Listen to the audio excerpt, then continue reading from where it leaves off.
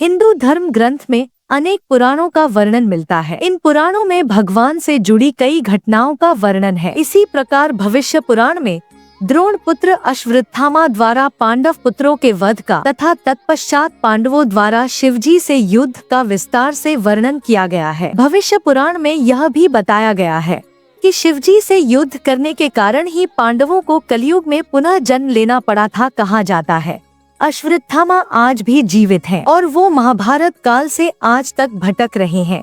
लेकिन यह भी सत्य है कि पांडवों का भी पुनर्जन्म हुआ है। इन सभी सवालों का जवाब भविष्य पुराण में मिलता है। महाभारत में हर व्यक्ति अपने आप में महान था। हर कोई किस न किसी का अवतार था और सभी के पास अद्भुत शक्तियाँ थी। कोई उन शक्तियों का इस्तेमाल कर पाया तो कोई नहीं, कोई हार गया तो कोई जीत गया। कहते हैं कि सभी योद्धा एक रात के लिए जीवित हो गए थे और यह भी कहते हैं कि सभी योद्धा कलिकाल में किसी न किसी नाम से फिर से जन्मे थे। आओ जानते हैं उनके अवतारी, जीवित और कलिकाल में पुनर्जन्म की रोचक कहानी। भगवान श्री कृष्ण विष्णु के अवतार थे तो बलराम शेषनाग के अंश थे। 8 वसुओं में से एक द्यू नामक वसु ने ही भीष्म के रूप में जन्म लिया था। देव गुरु बृहस्पति ने ही द्रोणाचार्य के रूप में जन्म लिया था। अश्वत्थामा रुद्र के अंशावतार थे। दुर्योधन कलियुग का तथा उसके 100 भाई पुलस्त्य वंश के राक्षस के अंश थे। सूर्य देव के पुत्र कर्ण,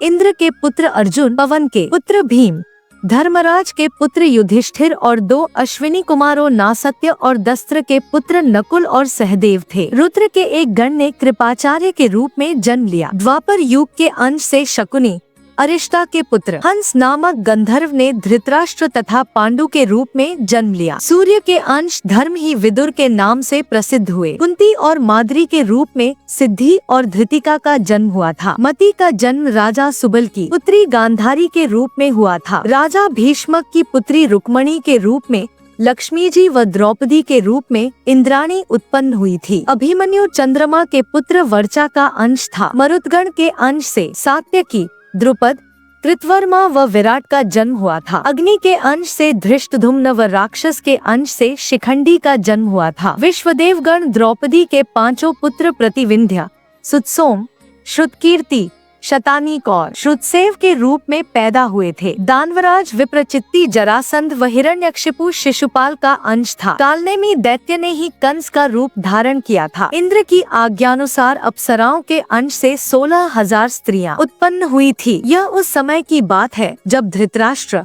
कुंती, विदुर, गांधारी और संजय वन में रहते थे। एक दिन वन में उनसे मिलने युधिष्ठिर के बाद धृतराष्ट्र के आश्रम में महर्षि वेदव्यास आए। महर्षि वेदव्यास ने धृतराष्ट्र, गांधारी और कुंती से कहा कि आज मैं तुम्हें अपनी तपस्या का प्रभाव दिखाऊंगा। तुम्हारी जो इच्छा हो वह मांग लो। तब धृतराष्ट्र व गांधारी ने युद्ध में मृत अपने पुत्रों तथा कुंती ने कर्ण को देखने की इच्छा प्रकट की। द्रौपदी आदि ने कहा कि वे भी अपने परिजनों को देखना चाहते हैं। महर्षि वेदव्यास ने कहा कि ऐसा ही होगा। ऐसा कहकर महर्षि वेदव्यास सभी को गंगा तट पर ले गए। रात होने पर महर्षि वेदव्यास ने गंगा नदी में प्रवेश किया और पांडव व कौरव पक्ष के सभी मृत योद्धाओं का आवाहन किया। थोड़ी ही देर में भीष्म, द्रोणाचार्य, कर्ण, दुर्योधन, दुःशासन, अभिमन्यु, धृतराष्ट्र के सभी पुत्र, घटोत्कच, द्रौपदी के 5 पुत्र, राजा द्रुपद, धृष्टद्युम्न,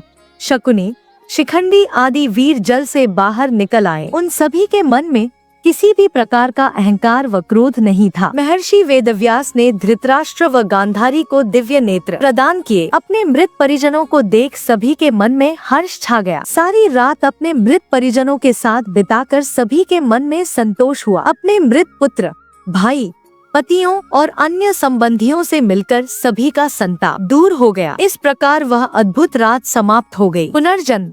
भविष्य पुराण के अनुसार शिवजी से युद्ध करने के कारण पांडवों को कलयुग में पुनः जन्म लेना पड़ा था। कहते हैं कि जब आधी रात के समय अश्वत्थामा कृतवर्मा और कृपाचार्य ये तीनों पांडवों के शिविर के पास गए और उन्होंने मन ही मन भगवान शिव की आराधना कर उन्हें प्रसन्न कर लिया। इस पर भगवान शिव ने उन्हें पांडवों के शिविर में प्रवेश करने की आज्ञा दे दी, जिसके बाद अश्वत्थामा में पांडवों के शिविर में घुसकर शिवजी से प्राप्त तलवार से पांडवों के सभी पुत्रों का वध कर दिया और वहां से चले गए। जब पांडवों को इसके बारे में पता चला तो वे भगवान शिव से युद्ध करने के लिए पहुंच गए। जैसे ही पांडव शिवजी से युद्ध करने के लिए उनके सामने पहुंचे, उनके सभी अस्त्र शस्त्र शिवजी में समा गए और शिवजी बोले, तुम सभी श्री कृष्ण के उपासक को, इसलिए इस जन्म में तुम्हें इस अपराध का फल नहीं मिलेगा, लेकिन इसका फल तुम्हें कलयुग में फिर से जन्म लेकर भोगना पड़ेगा। भगवान शिव की यह बात सुनकर सभी पांडव दुखी हो गए और इसके विषय में बात करने के लिए श्री कृष्ण के पास पहुंच गए।